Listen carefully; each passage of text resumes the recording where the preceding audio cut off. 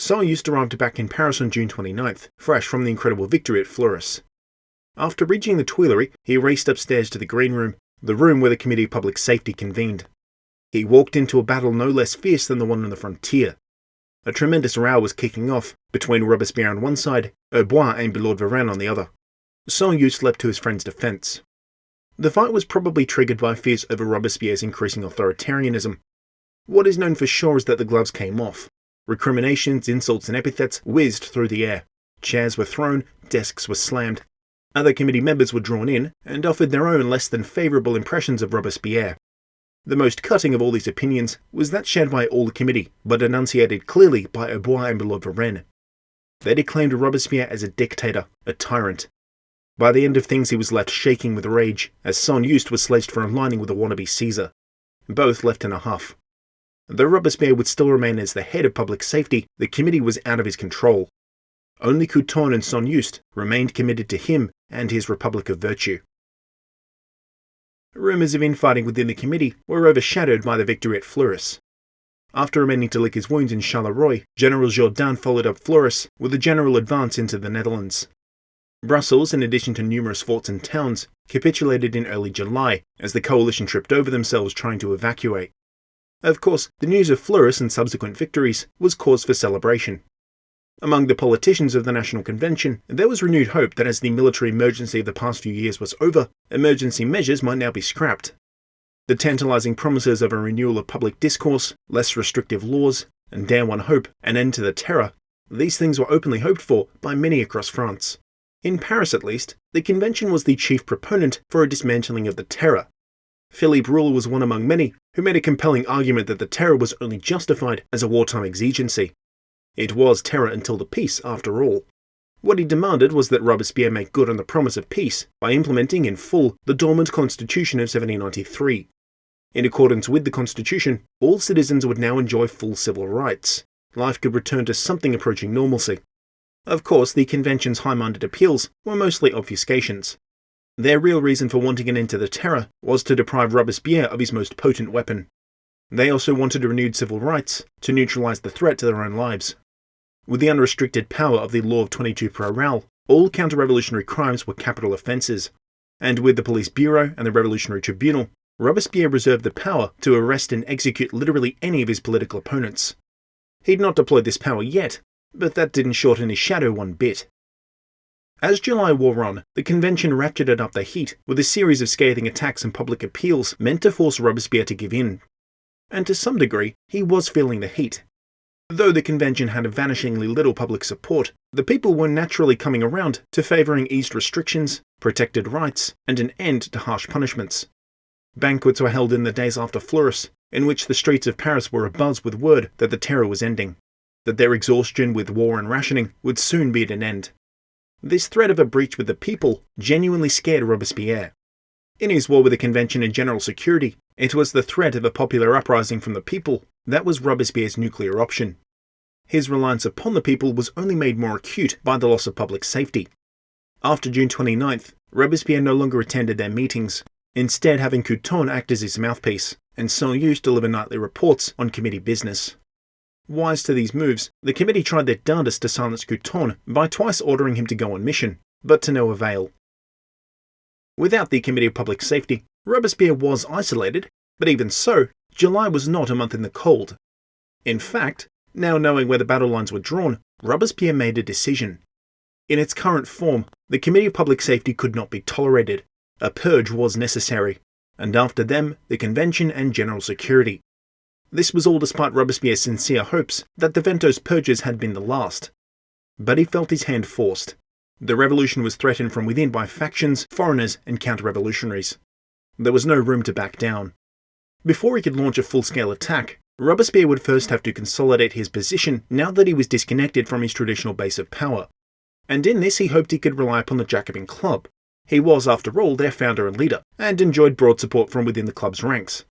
That support extended into the thousands of other Jacobin clubs in other towns and cities, which in emulation of the Paris Club had denuded themselves of more moderate elements. Few openly questioned the oft-asserted necessity of the terror or the cult of the Supreme Being. Attending their nightly meetings, Robespierre delivered fiery speeches to deafening applause. He railed against the injustices he suffered and the lack of virtue among fellow citizens. Factions were leading the nation astray, working not merely through hostile institutions, but now a wayward Committee of Public Safety. What Robespierre was doing was effectively calling for ideological purity from among his supporters, expecting them to hew his line. This purity was enforced with a series of high-profile purges of the Jacobin Club. Both Billaud Varenne and Herbois were summoned by their fellow Jacobins and made to answer for their vicious conduct as representatives on mission. Without appeal, both were summarily ejected from the club. So too was Joseph Fouché. He was expected to appear on July 11th and be judged for his support of dechristianization. Never showing, Robespierre made an example of Fouché, not merely kicking him out of the club, but absolutely eviscerating his character in front of a hungry audience. For all their bluster, the Jacobin Club was only a political association. They had no money, no guns, no sans-culottes to call upon. For that, Robespierre relied upon the Paris Commune. It's here that appointing many of his friends to critical positions paid off. Many were quick to repay their debts with help and support. Claude Payen was the most vital in this regard. He was the leader of the Commune, and though charting an independent course, took cues from Robespierre. Still, in early July, the Commune was not as secure as Robespierre might have liked. As we've seen, Payen hadn't handled the May crisis very well, dismissing the starving people out of hand. Moreover, the Commune's status suffered from lingering popular disaffection for its leading role in dechristianization. It was only Saint-Just's connections that secured the Commune. Saint-Just had many close friends therein, including Joseph Lebas, with whom he had so recently been on mission in the Netherlands. Lebas was the schoolmaster at the École Militaire and a reliable ally. Also through Saint-Just, Robespierre could make inroads with the sans-culottes. The Ventot's program of confiscation and redistribution had not come to pass. Only 2 of the 6 committees meant to enact the program had been established. One was set up to refer cases to the Revolutionary Tribunal, the other to distribute property to the poor. But public safety was loath to give them much in the way of support. All of this alienated the sections, and in particular, François Henriot of the National Guard. Saint-Just and Robespierre correctly identified the National Guard as the linchpin of any coup. They had, after all, decided more than a few showdowns in recent months and years. As it was, Henriot was not a Robespierreiste, but neither was he a member of the opposition. Separate from both, he was a sectionnaire, and sought the best possible deal for the sans-culottes. Saint-Just believed he could offer that deal by reinstating some economic controls that Henriot would doubtless enjoy. Moderating the Ventot's program a little bit, Saint-Just pushed hard for it to be adopted by the committee. Despite a strong showing, he hit a brick wall. The mass of Lindet, Prieur and Carnot all decisively shifted into stalwart opposition to Robespierre and his lackeys. Into this breach stepped Bertrand Barrère, the only committee member who refused to pick one side over the other. Though his sympathies lay with the opposition, he wanted to be the open line of communication between both sides, holding out hope as he did that a rapprochement was possible. On July 22nd, he successfully induced the committee to accept Saint-Just's proposal. They did this on the promise of Couthon and Saint-Just that they would nip Robespierre's purges in the bud. So far so good, but then, the day after, the man himself weighed in. In his first appearance before public safety in 3 weeks, Robespierre shot down Barère's compromise. Giving in would be choosing a few paltry reforms over the security of the Republic. Robespierre's refusal soured his relationship with Saint-Just, who came away from the whole affair feeling not a little bit betrayed. He genuinely wanted the Ventot's package enforced, and it pained him to realize that even now, after years of loyal service, Robespierre's support was still conditional. His loyalty to Robespierre was now tested, as he was forced to make a choice between him and the committee. Even though cracks had appeared, the triumvirate of the terror was not finished. But a certain level of second-guessing now permeated their dealings, especially between Saint-Just and Robespierre. At this point, Barrère interjected. Like all the committee members, he feared how infighting might impact the committee's credibility. Already, rumours of infighting and disunity were rampant, and Barrère worried that counter-revolutionaries might seize the opportunity. Saint-Just was likewise alarmed, but feared that it would be the Convention or General Security who might take advantage and reduce public safety's power. Thus a brief accord developed between Barrère and Saint-Just, where Saint-Just agreed to give a speech to the Convention, scheduled for July 27th, in which he would reaffirm public safety's unity. Going to Robespierre, Saint-Just laid out his cards. He wanted peace. Barrère wanted peace. Hell, most of the committee wanted peace. They could probably convince the opposition to disband if only the terror was ended. It didn't have to come down to a knife fight. But Robespierre had no bargain to make with traitors. He made plain to his young friend that this upcoming speech was about much more than unity. It was about signalling clearly where Saint-Just stood. Was he with Robespierre, or was he with the opposition? Robespierre took it as given that in the event, Saul Yuste would side with him.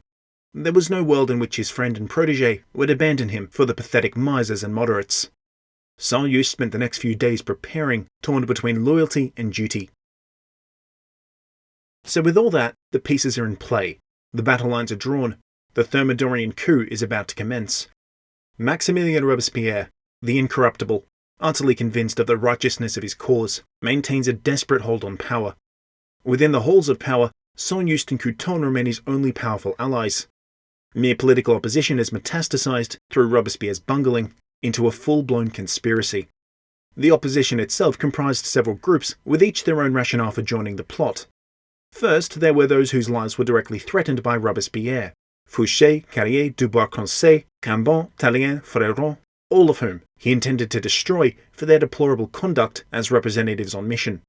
Then there were the radicals. Both Billaud, Varenne and Aubois were far more radical than Robespierre could tolerate.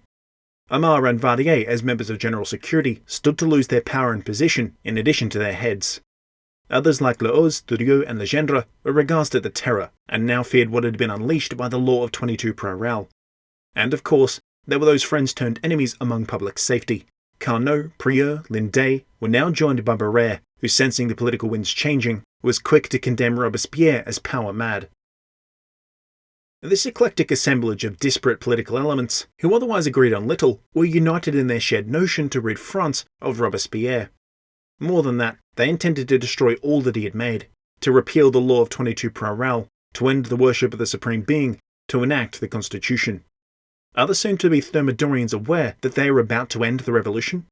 Not quite, but there was an understanding that whatever is about to happen would decide the fate of the Republic. That in this deathmatch, only one vision for France could prevail. Robespierre believed that his vision was supreme, and he would not be intimidated. Though weakened without public safety, he believed he could trust in the sections, the Commune, and the National Guard. At the end of the day, what could the National Convention or General Security do against men with guns? Robespierre opened his offensive on July 26th, 8 Thermidor. Appearing before the National Convention for the first time in several weeks, he delivered what was quite possibly his finest speech. Before beginning, he lamented his frail state, both mental and physical, blaming it for his absence. But therefore, Robespierre was quick to point out, his quote, so-called dictatorship could be nothing but lies, since according to him he had spent the last 6 weeks disengaged from politics, of course not venturing to add that he had instead wielded power through his allies. Preamble over, Robespierre began by prefacing the extent and importance of the French Revolution. He drew into stark relief how many factions, such as the Girondins, the Federalists, and even the Orléans family, had been quick to claim the mantle of the revolution. It was only when good citizens countered this perfidy that the revolution was saved. When reason is prescribed as crime, Robespierre said, tyranny reigns. When good citizens are condemned to silence, it must be scoundrels who dominate. After this, Robespierre revealed the reason for his address. I need to pour my heart out to you. You, likewise, must hear the truth. Do not believe that I come here bringing any accusation. A more pressing need occupies me. I come, if it is possible, to dispel cruel errors. I come to smother the horrible ferments of dissension. I come to unveil the abuses which trend toward the ruin of the nation, and which, by your integrity, can be suppressed. And if I tell you of the injustices of which I am the object, you will do me no injustice. Then, in a fire-spitting tirade, Robespierre reproached those who would pin blame for the terror solely on him and a few allies. No doubt those who would want to see such a stalwart defender of the Republic defamed would themselves be in league with the counter-revolution. Against such a wide array of enemies, was the terror not justified? Robespierre fumed. Some convention delegates like Vardier had chastised him for being too lenient, but the majority asserted Robespierre was a reaper, that he had gone too far. But who, Robespierre asked, were the victims? Hébert, Ronson, Chabot, Danton, Delacroix, Fabre d'Eglantine. Is it their punishment which we are reproached for? No one would dare defend them. But if we only have denounced the monsters whose death has saved the National Convention and the Republic, who can fear our principles? Who can accuse us of advancing injustice and tyranny if it is not them who resemble it? No, we have not been too severe. For a while, Robespierre called out the hypocrisy of the convention. They were quite willing to pin the blame for a terror they had endorsed on Robespierre after he had suffered in their defence. Is it the memories of conspirators which you defend? Is it the death of conspirators you want to avenge? If one accuses us of having denounced some traitors, then you thereby accuse your own convention, which has accused them. You then accuse justice, which has struck them down. You then accuse the people who applaud their punishment. Who is the one who attacks the national representation? The one who pursues his enemies, or the one who protects them? And since when does the punishment of crime terrify virtue? By now Robespierre's blood was well and truly up, and he followed up his defence of the Terror by noting, with not a little indignation, that he was but one man in a 12-man committee. The root of these projects of dictatorship are attributed to the Committee of Public Safety, upon whose execution was grand accusation suddenly attributed to the head of a single one of its members. Strange project of one man to engage the convention to butcher itself in detail by its own hand in order to clear for him a path to absolute power. Others perceive the ridiculous side of these charges. It is up to me only to see the atrocity in them. You monsters seek to ravish me to the esteem of the National Convention, which I have neither usurped nor taken over. These charges of tyranny enraged Robespierre. The enemies of the Republic call me a tyrant. Were I such, they would grovel at my feet. I should gorge them with gold. I should grant them impunity for their crimes, and they would be grateful. Were I such, the kings we have vanquished, far from denouncing Robespierre, would lend me their guilty support. Tyranny must have tools. But the enemies of tyranny, where does their path lead? It leads to the tomb and to immortality. What tyrant is my protector? To what faction do I belong? I belong to you, yourselves. For what faction, since the beginning of the revolution, has crushed and annihilated so many detected traitors? You, the people, our principles, are that faction. A faction to which I am devoted, and against which all opposition is arrayed.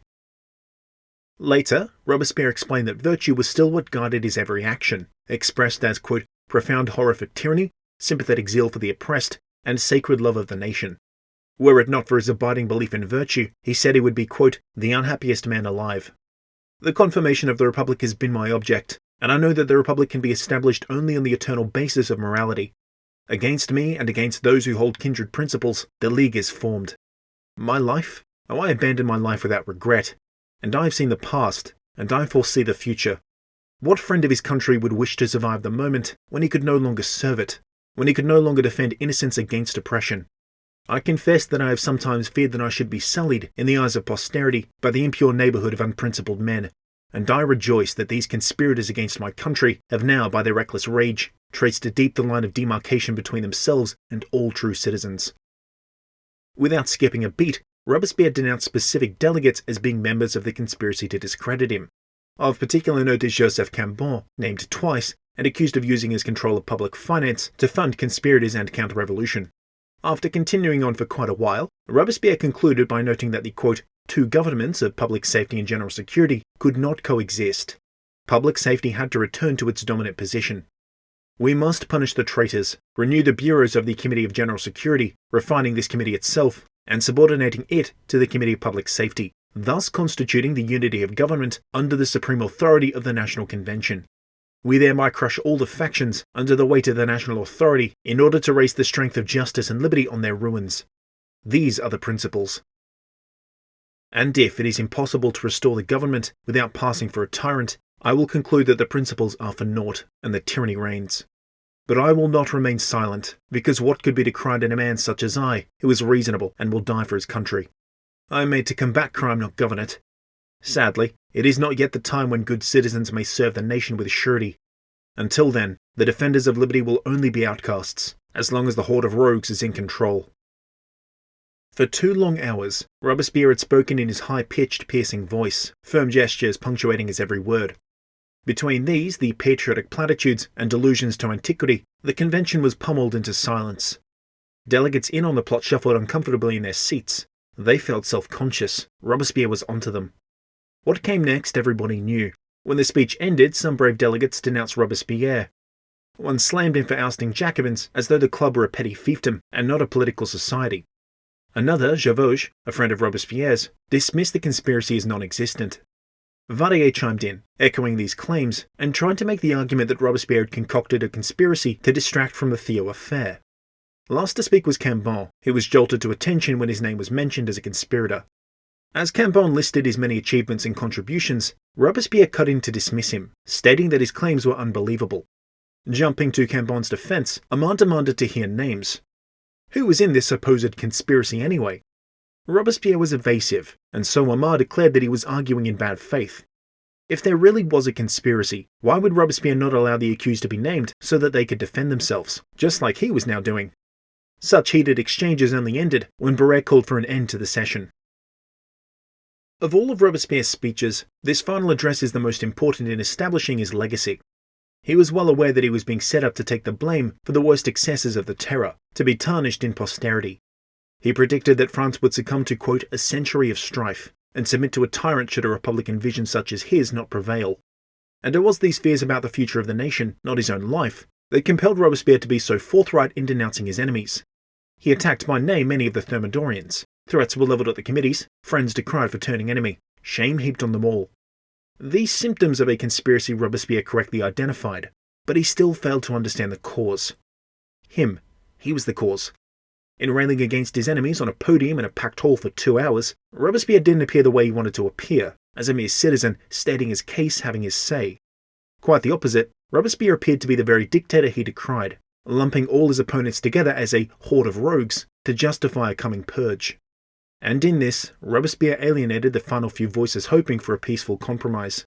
For instance, when public safety learned that they'd been obliquely assaulted in the speech, their hearts hardened. They had hoped, even at this 11th hour, for a peaceful settlement. But now they wholeheartedly joined with the Thermidorians. There was no room to back down. The long knives were drawn.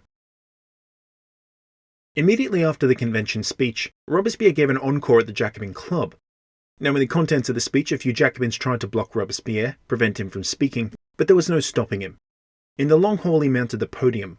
Once finished, Robespierre was met with a curious sight. Among the galleries where the public sat, applause was so thick you could carve it.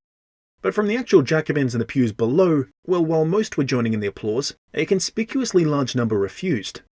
Staunch Robespierriste President Dumas of the Revolutionary Tribunal called out this betrayal. It is strange that men who for several months now have kept their silence demand today the right to speak, no doubt to oppose the exposure of some startling truths revealed by Robespierre.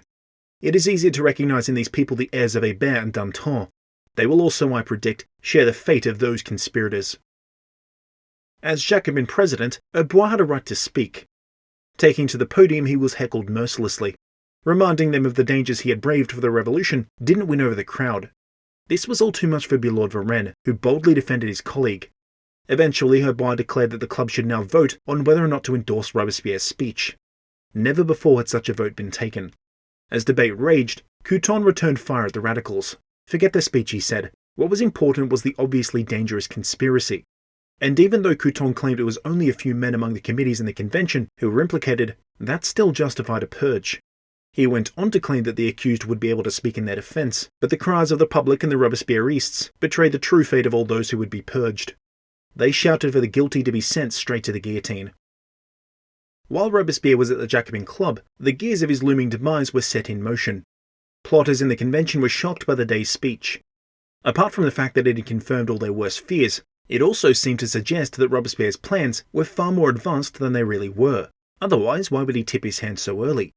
So the convention and General Security came together immediately after the speech. The pre-arranged plan was that General Security would arrest Robespierre and his allies, while the convention assumed power and provided political cover. Now, the convention was willing to pull the trigger, but General Security was not. This is because there was, at this very moment, an equally strong desire among the two committees to reach a final compromise, and that was the purpose of these 11th-hour talks. They met in the Tuileries Green Room, sometime around 8 p.m, and they deliberated for several hours. All the committees were turned out in full, while Saint-Just was the only attending triumvir. Couthon was absent, Robespierre was at his home. The night's stated purpose was to work out what would become of Robespierre. Could he be cut loose? Not likely. Could he be reined in? By whom? And how? Alright, well, could he be reasoned with? After all, General Security's beef was largely with Robespierre. If he was ousted and they got parity with public safety, a peaceable compromise was on the table. For 3 hours the debate hovered around these points, but no one got to the real question. What would happen in the likely scenario that Robespierre refused to budge? That wasn't until 11 p.m, when Herbois and Billaud Varenne arrived, fresh from their dressing down at the Jacobin Club. The committees could feel the rage radiating from them. When Saint-Just asked how the club meeting had gone, Herbois scoffed, claiming Saint-Just knew pretty well what happened. Truth was, Sonjust was in the dark as much as everyone else. He had only heard the speech for the first time along with everyone else during the convention session. But Herbois was irate and didn't believe a word. You ask what is new? You claim not to know? You with your collusion with the main author of our political quarrels, who only wants to lead us to civil war. You are a coward and a traitor. You are spying on us in this committee. I am convinced that you three are scoundrels, but Liberty will survive your damned plot. Now it was not merely Robespierre, but fellow triumvirs Sonjust and Couthon who were decried. A relentless barrage of insults and accusations was levelled at Sonjust. Where before he would have shot back, indignant, he was now culled into a sullen silence, mulling over why Robespierre had left him in the dark. Was this man worth protecting? At one point, Herbois claimed that Sonjust, quote, here in our very midst, makes plans against the committees. You have slanders against us in your pockets right now. At this, Sonjust rose and turned out his pockets. A few scraps of paper fell out, nothing incriminating, but the committees were by now convinced that a Robespierre's coup was imminent and that they would strike perhaps as early as the next morning. And more than that, Sonjust was betraying them by not revealing it. His pleas of innocence and complete lack of knowledge about any plot rang hollow. How could one so close to Robespierre not be intimate with his plans? Realizing that a decision had been made, Sonjust only had this to say. You are preparing a report. But from what I know of these committees, you are undoubtedly drafting a decree of accusation against us. What do you hope for? What lasting success can you expect from such horrid treachery? You can take our lives, you can have us murdered, but you cannot deprive the people of their virtue. By way of a final appeal, Sonjust recommitted to delivering his promised speech to the convention now only hours away. He went further and promised that the committees could veto him if they so chose. But the committees weren't terribly interested. Even if Sonjust made good in his promise, what would it accomplish? All that was left now was to determine the particulars of a coup, something they couldn't well do with a Robespierriste present. Knowing this, Sonjust lingered until 5 a.m, at which point he was forced to leave. After that, Sonjust visited Robespierre at the Rue Saint-Honoré and revealed all. Exactly what happened in this dawn debrief is unknown, but Robespierre seems now to have realized the danger he was in.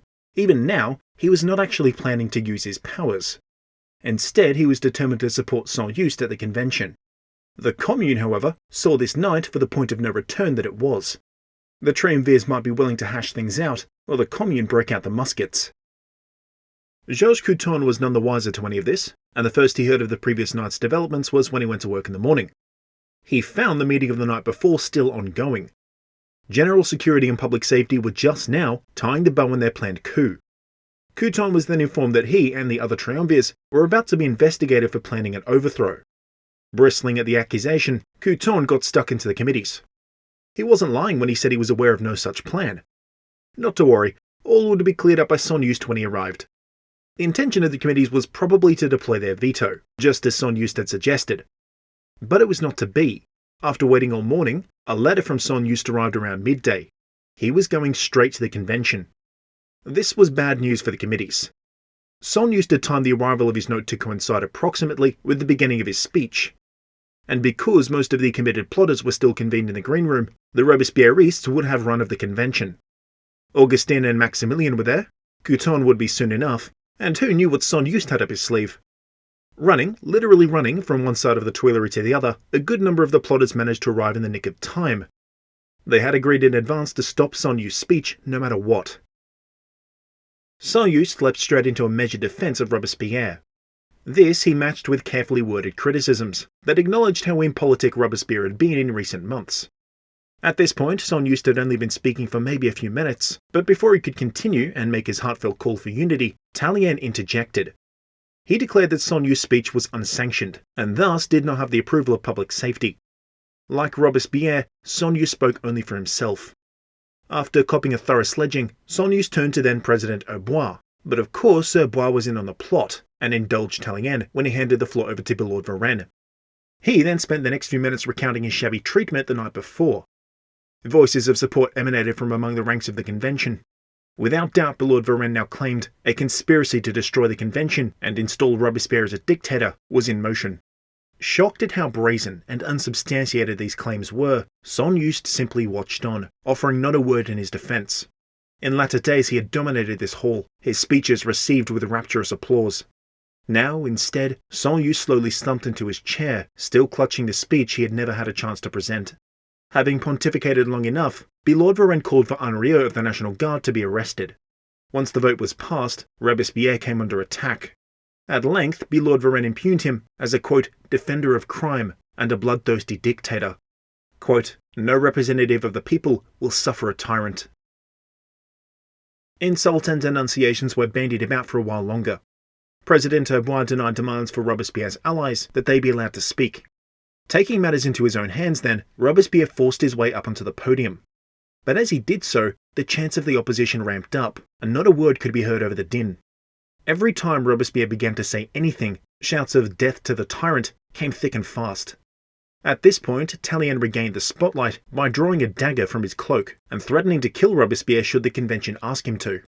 This was a bit much even for the plotters, and a few held Tallien down as he raged. Getting the message, Robespierre returned to the Montagnard, whereupon several plotters gave their own rambling speeches, mostly talking to themselves as the convention was still in an uproar. But everybody paid attention when Barrère spoke. Now, the convention didn't hold Barrère in high regard, but the committees sure did. Whichever way he came down would be decisive. If he spoke in defense of Robespierre, it might mean that a compromise was still possible. If he spoke against, well then not so much.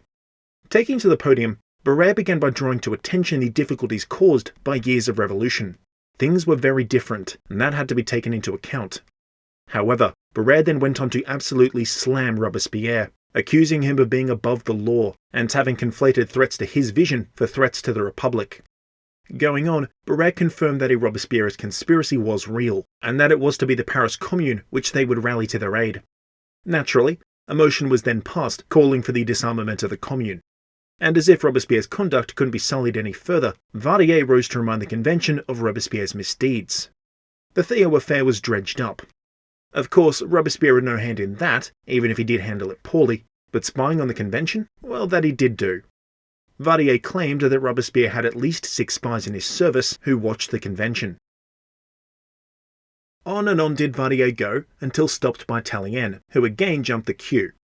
Robespierre was accused of cowardice, for taking advantage of revolutionary uprisings without having participated in them. Outraged, Robespierre briefly managed to refute some of the claims before being silenced by Cambon, who began the chant, "Down with Cromwell." At this, Tallien made his closing remark. It has cost me to believe Robespierre a tyrant, but I do believe it. I call for a decree of accusation against him. Once Tallien had delivered this call, the convention descended into absolute chaos, literally several hundred guys all yelling at once. Droves rushed forth to list specific charges, others continued with general accusations. Like the Roman senators of old, they were stabbing Caesar's corpse, just so that they could claim to have had a hand in a tyrant's downfall. Dumas, Augustin, Lebas and Couthon went to bat for Robespierre, but they were completely overwhelmed. Robespierre himself, meanwhile, stood on his chair and demanded the podium. Still, Herbois denied him, so then, turning to his colleagues among the Montagnard, Robespierre defamed those who had so publicly abandoned him as opportunists and cowards. Pretty soon he was overcome with anger and barely able to speak coherently. One delegate wryly remarked, "What, does the blood of Danton choke him?" Soon thereafter, a vote was called for Robespierre to be arrested immediately. Augustin wanted to go with him, even going so far as to demand a death sentence. Another vote was called and quickly passed. Then, in a case of the pot calling the kettle black, Fréron denounced Couthon as a brutal killer. He claimed Couthon would, quote, make steps of our corpses with which to mount a throne. Couthon hit back.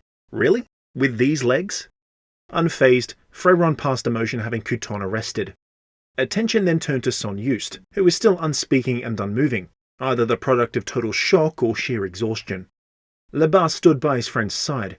When it came down to it, he demanded to be arrested along with Son-Juste. By around 1 p.m, the whole session was concluded. Delegates frog-marched the 5 arrestees down to the centre of the hall.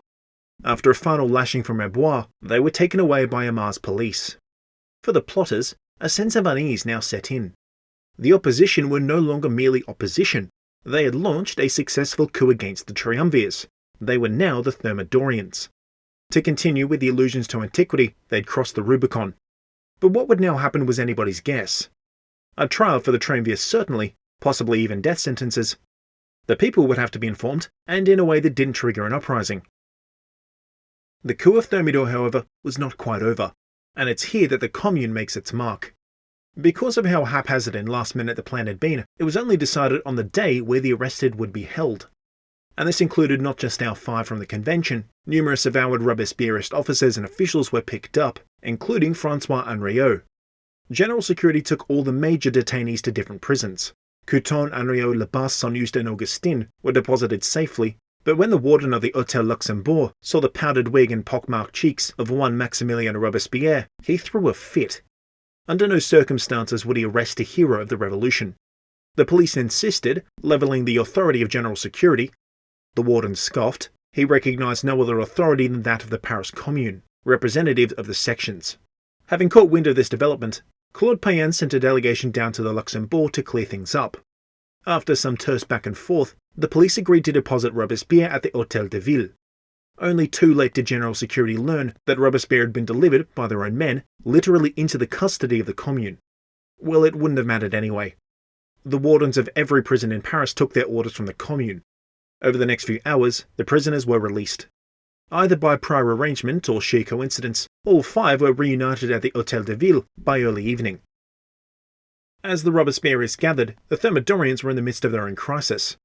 Unable to stop the flight of their enemies, they now sat in continuous session. Before long, they had confirmation that Robespierre and the rest were holed up at the Hôtel and protected by the Commune. It was all they could do but to declare all 5 public enemies. Legally, they now only had to be positively identified before being killed. The Thermidorians also ordered a number of other leading Robespierrists to be arrested. If these arrests were to mean anything, however, they had to have some force behind them. And that meant securing the support of the National Guard. And in this regard, Paul Barras became indispensable. When he threw his hat into the ring, wavering guard units defected from the Commune en masse, as Barras was a well-liked military man. This ad hoc force was bolstered by moderate sectionaires from the north and west. On the convention's orders, Barras went on the attack to preempt any possible offensive from the Commune. But as it turned out, the dreaded journée never happened. Not long after arriving at the Hôtel, Robespierre conferred with Payen and insisted that they remain defensive. He was insistent that whatever moves they made had to be legally sound. In doing so, Robespierre was thinking long-term, or at least he was thinking about how all of this might play when the dust settled. So if he got Henriot to strike first and harass the convention, or have Payen unleash the sections upon the Tuileries, Robespierre would become the dictator he had so consistently claimed not to be. All Robespierre would allow was that the law of 22 Prairial would finally be deployed. And though the ability to try and execute suspects for a whole host of crimes was an ace up his sleeve, Robespierre's chance to play that card had long since vanished. He couldn't try those he couldn't arrest, and as it turned out, he couldn't arrest them because, well, let's get into that. Because as it turned out, Robespierre grossly overestimated how strong his position was. Immediately after arriving, he and his allies took stock. Payen and the mayor declared an emergency, closing the city gates and calling out the National Guard. Then, in their own candlelit continuous session, the Robespierrists got stuck in, calling in every favour, gathering every supporter they could. Lebas offered to go to the School of Mars and call up the young soldiers there.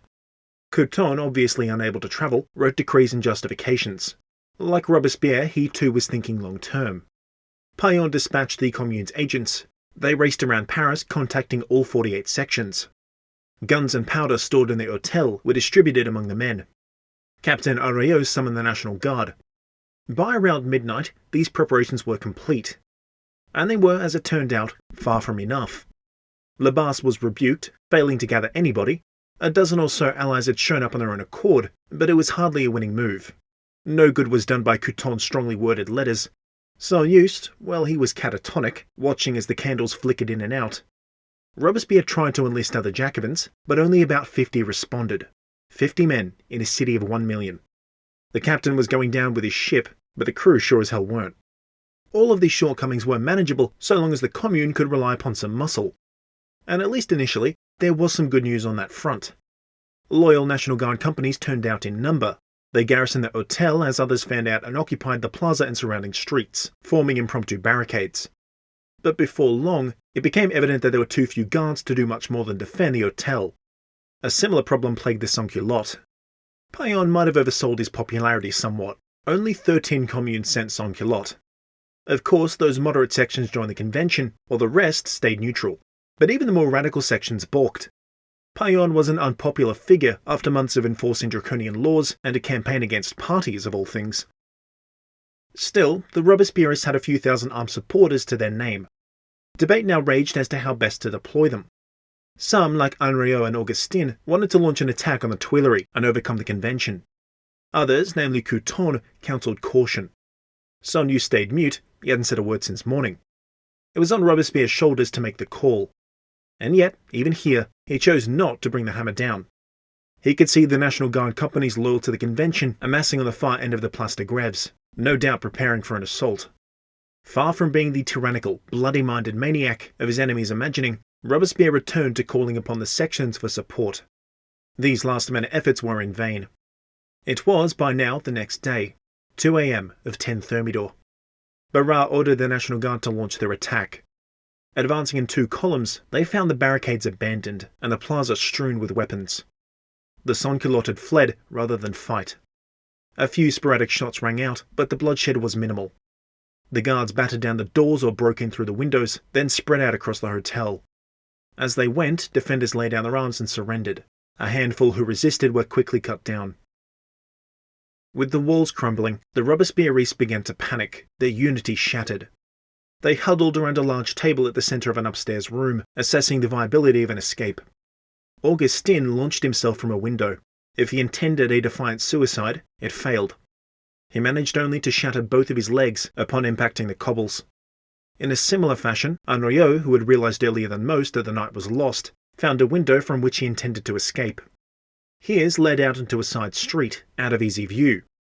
But instead of a quick leap to safety, Henriot fell to the ground in a heap, likely having tripped. Barely alive, his mangled form was found a few hours later. Couthon wasn't going anywhere fast in his wheelchair. Carried down a flight of stairs on the back of his attendant, in the rush they fell arse over elbow. Couthon was seriously wounded, suffering a severe concussion. A squad of guards rushed up the central staircase. Hearing the thud of encroaching footsteps, Lebas tried to put a pistol in Robespierre's hand. But he was too busy penning a letter to the Section de Pique, calling for their aid. Robespierre was mid-letter as the guards burst through the door, muskets raised. Without hesitation, Lebas blew his brains out right beside Robespierre. At this point, one of 2 things happened. The Thermidorians claimed that Robespierre took one of Lebas's pistols and attempted his own suicide. However, one guardsman claimed to have fired his own pistol at Robespierre. Either way, the result was the same. The fired shot shattered Robespierre's jaw, knocking him unconscious. His letter was spattered with blood. Rather than follow, Sonnier simply stood to one side, having already come to terms with his fate. By 2:30 a.m, all was said and done. The Robespierrists were dead or detained, the sections had melted away, the rebel guard were disarmed. Barras' men patrolled the streets on the lookout for signs of an uprising, but there was no need. The Convention's grave fear that their coup might trigger a journée, though not unfounded, remained only hypothetical. Their strike had been so swift, so decisive, that it left their enemies no choice but to play defence. While a wounded Couthon and a broken Sonnier were interrogated at the Hôtel de Ville, Robespierre was bundled up and escorted back to the Tuileries. Initially, the guards wanted to give him over to the Convention, but they refused to take the body of a tyrant. So instead, Robespierre was deposited in the waiting room of the Committee of Public Safety. Once awake, he found himself prostrate atop a large table, as a gaggle of the more curious committee men and convention delegates gathered round. Robespierre's head was propped up in a box of bread, his jaw still bled profusely. Having no bandages, a few sympathetic delegates tossed him some paper with which to staunch the bleeding. Others were less than helpful, prodding at Robespierre's body to see if he was still alive. As much was confirmed when his eyes opened, shooting daggers at those around. Quite a few of the spectators were happy enough to see Robespierre bleed out. But the Convention had decreed otherwise. They sent 2 nurses up to treat Robespierre's wounds. They packed his eviscerated jaw with linen and unbuttoned his coat to ease laboured breathing. It had been decided that Robespierre, along with his compatriots, would be executed that day. There would be no trial. Sonnier and Couthon were dropped off around 9 a.m. Couthon was taken separately to the green room. With his untreated head wound, he was barely alive, and so later taken to the Hôtel Dieu for treatment. As Sonnier was unharmed, he was taken to see what remained of Robespierre. The sight shocked him. Sonnier stared at his wounded friend for a time, while the spectators gauged his reaction. And in this final hour, did the Sonnier of old return, for just an instant. He attacked the Thermidorians for having flaunted the law with their coup, and for denying a wounded man medical aid. Pointing to a board showing the rights of man and the citizen, Son Yu's joked that he was their author. Resolute, he declared, "I defy the dust that forms me and speaks to you. This dust you may persecute and kill, but I defy you to rob of that independent life I have given myself in the ages and in the heavens." Eventually, Son Juste pulled up a chair and sat beside Robespierre. A little while later, a doctor arrived. Assessing the injuries, he removed a few teeth and shards of bone before redressing the wound. A semi-lucid Robespierre then quit the table and took a chair, dabbing at his jaw with linen and trying to drink water. Both he and Son Juste knew their suffering was near an end. Robespierre was taken to the conciergerie in chains. By midday, the triumvirs were reunited for the final time. Over the next few hours, the other Robespierrists were taken, one by one, down to the Palais de Justice, 21 in total. They included our insurrectionaries from before, Payan, Anriot and Augustin, as well as Robespierre's allies, Javauge and Dumas. The condemned were processed at the tribunal. Fouquier-Tinville, now elevated to the tribunal presidency by the expeditious elimination of Dumas, went around to each of the prisoners and positively identified them. The tribunal then decreed that they were guilty of treason against the Republic. As per the law of 22 Prairial, the guilty were to be executed without appeal.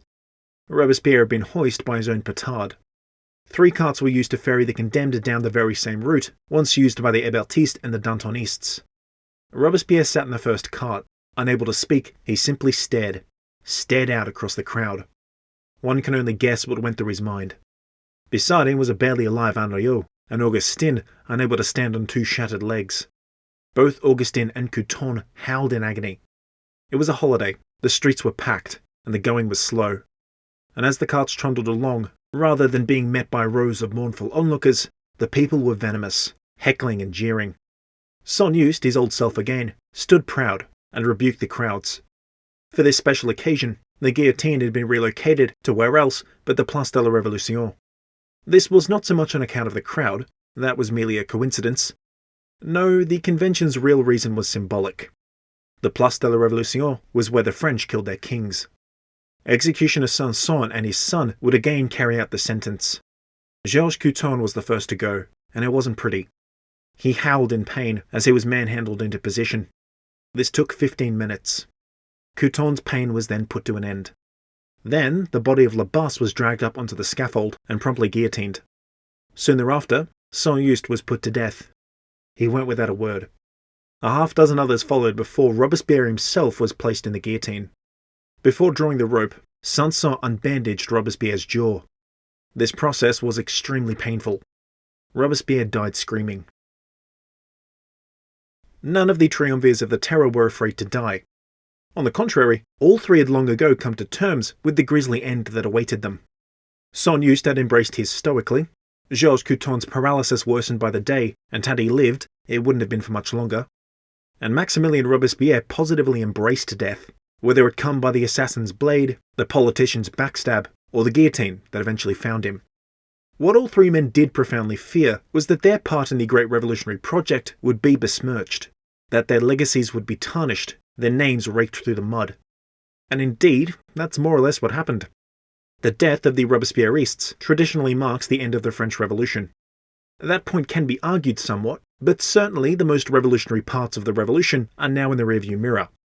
The failed vision of the Republic of Virtue gave way to a period of intense reaction, spearheaded by the Thermidorians. And in the end, though the Thermidorian reaction would succeed in stabilizing the Republic, it would come at the cost of the revolution that created it. If you're at all interested in what comes next, stick around.